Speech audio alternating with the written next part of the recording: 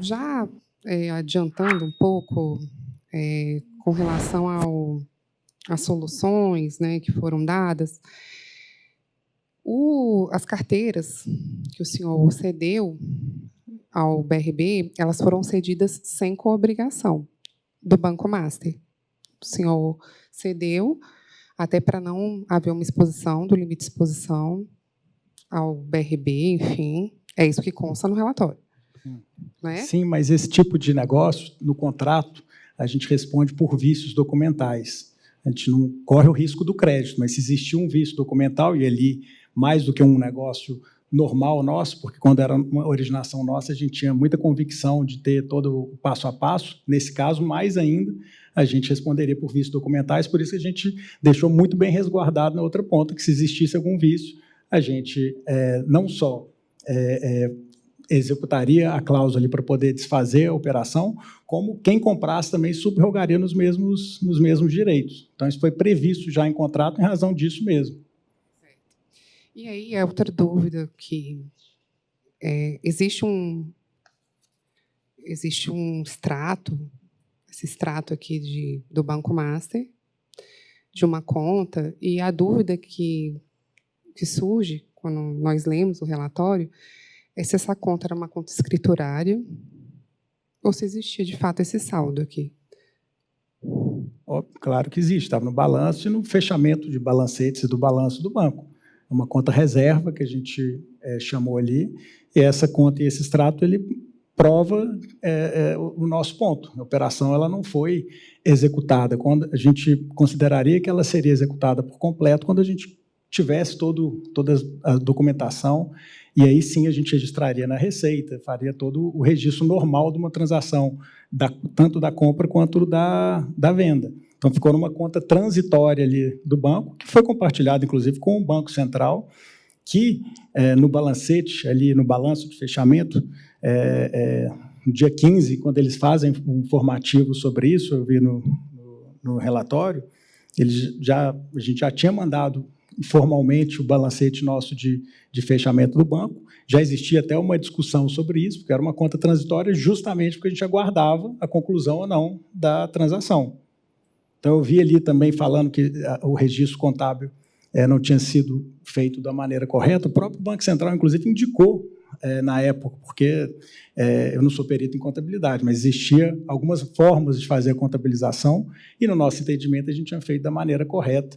E acho que, se eu não me engano, houve até uma mudança ali, depois de uma indicação do Banco Central, uma pequena mudança na maneira da contabilização disso. Mas a contabilização não ter sido feita com a Receita e não ter sido apurado o prêmio pelo banco é a maior prova que a gente esperava, a operação não se concretizou. Eu não sei como é que funciona, de fato, eu não conheço a estratégia de negócios que era adotada pelo senhor, mas, hoje em dia, mesmo um cliente pequeno tem um gerente de conta. Né? Eu recebo um salário que é extremamente médio, e tem um gerente que cuida da minha conta, me oferece produtos. E, mesmo pelo contrato que foi assinado, o contrato previa rendimentos nessa conta. Era uma conta reserva remunerada, pelo que eu entendi que foi criada. Porém, eu não consigo enxergar nenhum rendimento aqui. Os valores que são colocados, eles são correspondentes aos valores que estão no contrato. O senhor acha isso um padrão da instituição financeira, essa revisão? Eu não vou saber te responder tecnicamente no detalhe contábil, mas eu sei que era uma conta reserva remunerada, que foi acordado. Depois, operacionalmente, seria mais fácil do que fazer um depósito em CDBs. Na verdade, uma questão operacional. Não entendo que houve prejuízo nisso. O senhor fala dessa notificação, do desfazimento, né, de todos esses acordos que ocorreram aqui do dia 7 de janeiro até o dia 23 de março. O senhor notificou, a Tirreno aceitou o desfazimento dos negócios, e a cláusula contratual para isso era a devolução do dinheiro no primeiro dia útil. Nesse momento que o senhor faz, o senhor, por iniciativa própria, faz essa cessão de direitos, ou faz essa notificação, em tese, os direitos já eram do BRB, porque o senhor já tinha cedido, né, o BRB já tinha todos esses direitos, inclusive essa notificação, em tese, foi feita por uma pessoa que não tinha esse poder de notificar terreno, mas havia uma cláusula prevendo a devolução desse dinheiro. Essa devolução ocorreu porque o saldo, a posição do saldo aqui, em 4 de junho, é de 6 bilhões, continuou, assim, não houve devolução de dinheiro. Depois houve, né? Mais para frente houve. Mais para frente, a Tirreno devolveu o dinheiro para o senhor ou para o BRB? Não. Mais para frente, a gente assina contratos e aí inicia-se a devolução para o BRB e a recompra das carteiras do BRB. A outra dúvida que me gera... Então, até hoje, o dinheiro estaria lá. Oi? Salvo, se não fosse a liquidação do banco, esse dinheiro ainda estaria lá. Porque as tranches, o BRB faz um desfazimento em forma de tranches mensais, que vão começar o pagamento agora em janeiro. Então, esse dinheiro aqui permaneceria no caixa do Banco Master? Permaneceria, mas depois a gente acabou acelerando isso, essas trocas. Foi feito um contrato, se eu não me engano, na época do próprio BRB, direto com a Tirreno, e de outra parte com o Master. E aí a gente acabou acelerando, e no final a gente tinha feito a troca completa, ficou faltando formalmente a transferência de, se eu não me engano, 1,4 bi de ativos, que tinha garantia ali para poder fazer. O senhor está falando relativamente ao prêmio ou relativamente a isso aqui? Porque, assim, eu entendi que o senhor devolveu o prêmio. Ou dentro do prêmio, ou o senhor devolveu tudo? Devolvemos esses valores mais o prêmio. O senhor devolveu esses valores mais o prêmio? Sim. Mas o dinheiro continuou na conta, então? Não, depois ele foi baixado, claro que não. Esse extrato é de junho. Sim. A operação tinha sido, uma parte da operação com a Tirreno, não o BRB, tinha sido desfeita em março. Não. Foi em abril. Em abril. Ali a gente começa a fazer notificações, mas que ela começa a ser desfeita mesmo foi em julho. Não, mas a notificação que os senhores fizeram a Tirreno de desfazimento com aceitação, inclusive, sim, mas é um se deu meses normal. Antes. Sim, mas é um trâmite normal de negócio, né? A gente notifica, e aí depois eles contra-notificaram, a gente se reuniu, falando contratualmente, o senhor teria condições, o banco teria condições de ter se ressarcido, o Banco Master, imediatamente, o dia seguinte, é o que estava no contrato. Sim. Quem impediu que isso fosse feito e que isso ficasse na conta? Foram negociações comerciais ali, porque também até esse momento, doutor, não se tinha noção que não teria documentação. A gente estava pressionando ali para poder receber a documentação e continuar com a carteira. O interesse era que o negócio continuasse. Entre o Master e a Tirreno, entre o Master e o BRB, entre o BRB e a Tirreno, quem é que estava nessa mesa de negociação? Acho que todos, né? Todos estavam conversando. Essa é a pergunta. Então, houve uma tratativa comercial normal do negócio desse tamanho. A gente notifica, eles contra-notificaram, a gente sentou na mesa, etc. Que parece um pouco fora do padrão que 2 bilhões fiquem flutuando numa conta quando o banco já poderia ter recuperado esse valor. Flutuando, o recurso estava... A gente não liberou nenhum recurso para a Tirreno, o recurso estava dentro de casa do Banco Master. Tanto que não teve prejuízo para o BRB, esse negócio todo que a gente está tratando, a gente não cobrou nenhum cliente na ponta, então não tem nenhum cliente que teve qualquer tipo de prejuízo.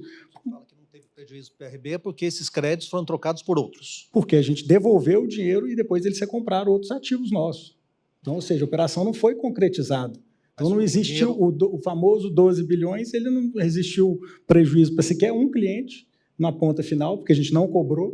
A gente só cobraria quando colocasse na receita, aí sim entraria para o nosso sistema de cobrança, os clientes individuais, e para o BRB, se a gente não tivesse desfeito a operação. Outra pergunta já, a partir da sua afirmação. Quer dizer que os tomadores de crédito ganharam aí um espaço de waiver de 3, 4, 5, 6 meses. Eles não tinham obrigação de pagar, embora tivessem assumido essa obrigação contratualmente em tese na ponta. A gente estava debitando os valores ali da conta da própria Tirreno. Ou seja, do valor a pagar que a gente teria no final, se eles cobraram lá na ponta, se eles receberam ou não, dentro do próprio contrato com a Tirreno, quem suportaria o risco de crédito durante esse período de concretização do negócio era a ponta, não era o Master.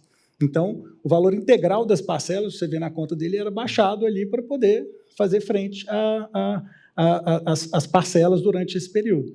Então, ou seja, a gente não liberou nada para Tirreno e não fizemos nenhuma cobrança para o cliente, não. Por isso que eu falo que não teve ninguém com prejuízo nessa história, né? Outra dúvida que eu tenho, o senhor acaba de mencionar a questão do Henrique Pereto, que o senhor conhecia, que ele trouxe esse produto para o senhor deu o aval, deu o ok, não é isso? Sim. Sim, né?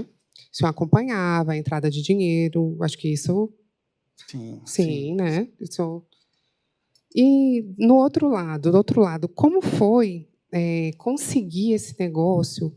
Como foi que o senhor negociou com o BRB a cessão dessas carteiras quase imediatas para o BRB?